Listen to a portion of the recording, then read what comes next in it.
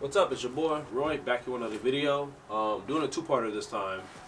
Not two-parter, but doing a video on the same day.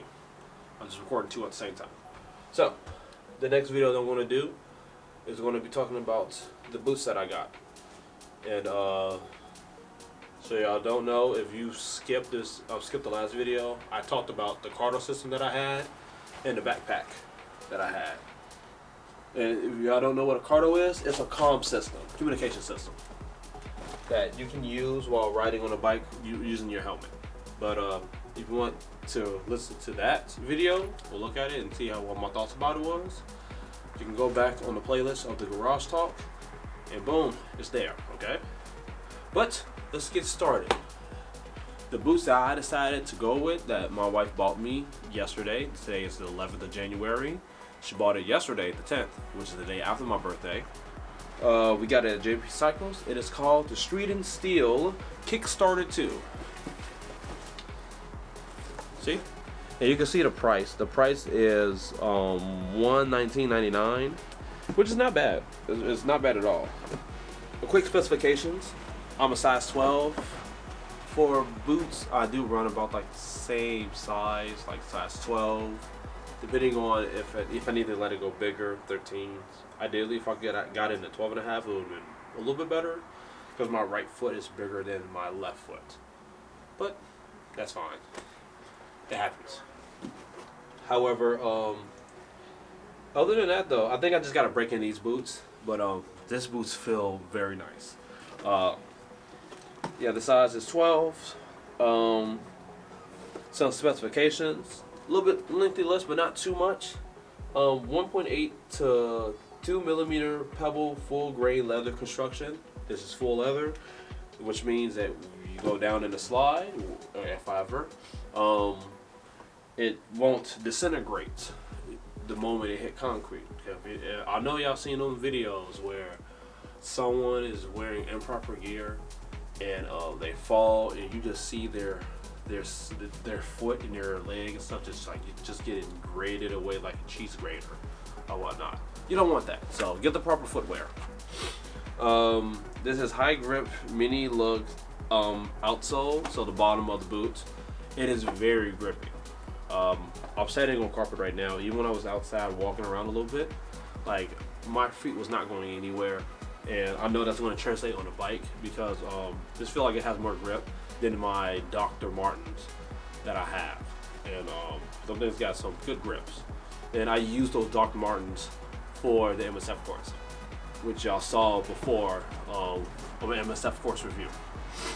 I honestly wish I had these boots. I would have really enjoyed having these bad boys practicing. Then we have the recessed reflective inserts at the heel. So reflective insert at the heel. Gonna be honest, don't know what that means. We'll find out at some point. Then we have lace holders to keep laces secure. Did not know that. I would figure that out to see how's that possible. Because initially when looking at it, I didn't think that it had that. But if it advertises it, that means it has it. I gotta find it. I'm gonna find it for y'all. Okay, I will. Then we have full-length composed midsoles footbed for added torsional protection. Basically keeping my foot from snapping if it falls and stuff, which is good. This is the main reason why I got boots to begin with, to protect my foot and my ankle and stuff from like getting crushed or getting messed up by the bike.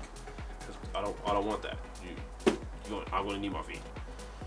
Moisture wicking lining with Axle AVP ankle cups. Reinforced heel cockpit and toe box. So what does that mean? So one, moisture wicking. That means that if my feet start getting sweaty, it starts drying a lot quicker. That's perfect. Hot feet, sweaty feet equals stinky feet. If you have any help in mitigating that, that's good. Probably won't be as good as like more of an airy shoes, which these are not really airy shoes. These actually kind of waterproof and stuff. Um, still pretty good though. Then we also have the AVP ankle cups. So AVP is a type of system to where it is a softer shell protection, but gets hard as there's kinetic energy applied to it. Similar to quicksand, funny enough, slime, or kinetic sand. If anyone has played with that, I work with kids, so I know good and well how those physics work. Moving around slowly, it's very easy to move them. But the moment you decide to like toss it against the wall or you hit something hard with it, it hardens up like a rock. And same thing with these, with the ankle protectors. As you can see, I'm standing around normally and stuff. I'm actually really enjoying wearing these. I have these on for the last few hours actually. Just breaking them in and getting used to them. And these doesn't feel no different from like my Doc Martens when I first bought them. Obviously this is leather, so I gotta break in the leather, but this feels really nice. I'm actually enjoying this pretty much, not pretty much, a lot. And that translates to comfort but protection, pretty much. I can tell you that the toe box is very firm. So like I can walk around in them, yes, but like I won't have to worry about my toes getting crushed because, like, you hear that? That was me flicking the toes. Hard as heck. I won't have to worry about that. It does come with perforated side panels, tongues, and gusset for breathability. It's a full leather boot. It's not as thick as like a massive like work boot or something like that, or like someone like bigger cowboy boots, but even like the bigger motorcycle boots is not as thick as that, not as cumbersome. However, though, it's not as breathable as like the lighter air shoes or whatnot. I can't think of not like the Dainese air shoes. I forgot what they call it. I'll try to put a picture of them on the screen, but you'll see they're very perforated. They're a lot more airy, more suitable for like summer. I would wear this if I probably out here in Austin, Texas. I can probably wear this all year. Probably except for if it gets like not below like 20 degrees Fahrenheit. Then I might have some issues. Sorry, I got my neighbor walking by. But having these shoes, they're not bad though. Like for this weather, I'm pretty warm and stuff. It's not super cold now. It was colder earlier, but it's nice. Removable and replaceable shock absorbing insoles. So like I can change the insoles out if I need to, which is nice. If you need to change stuff out, you should be able to. You don't know if something's gonna break or mess up or just not comfortable, and if you switch that stuff out, it might be a lot more comfortable. But yeah, so far this is nice. I'm not even on the bike, and it feels good. I know these are gonna feel pretty good on the bike.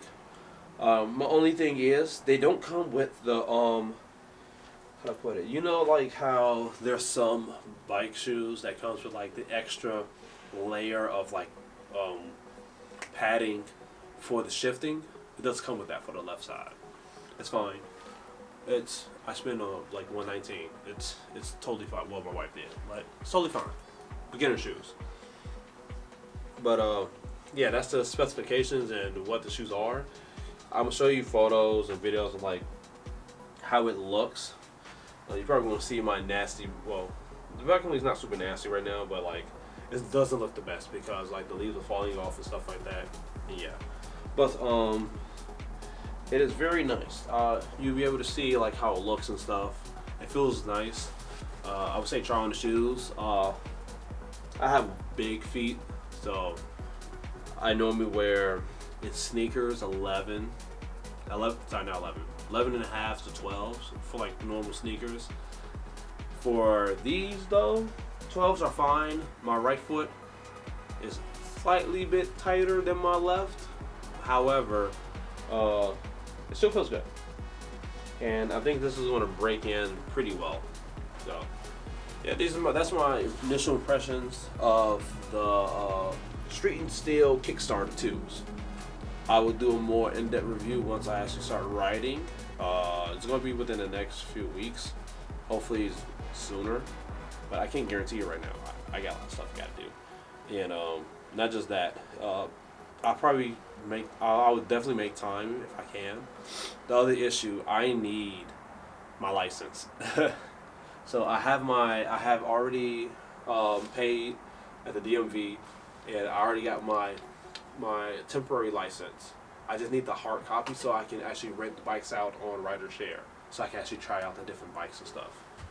The main bikes I do really want to try out is the Honda Rebel 300. There's quite a few in my area that I can actually rent out and try. I really want to try out that because the first bike, I've mentioned this to y'all before, the first bike I'm really thinking of buying is the 500. But not just that, but just for the kicks and giggles, I want to try out the Ninja 400. Yes, Cross Rocket, it's more of a sport bike. However, though, it's one of the more relaxed sport bikes that I was told. The thing is, though, my only concern is my height. I'm about 5'8.5". Don't know what my inseam is. Hopefully, it is. I have a good enough stats to fit onto the Kawasaki Ninja. I should be able to put both feet on the ground. I don't know if I'll be able to flat foot it, but we'll see. But depending on the pricing, it's probably going to be the Kawasaki Ninja 400. I'm probably going to rent out first, and then after I get used to riding, especially when I start riding on the streets, then the 500. I mean, not the 500, the Rebel 300. A cheaper pricing for it I found is if I go get it and ride it back. That one, I'm probably going to have to ride. But yeah, that's my initial reviews of the Kickstarters.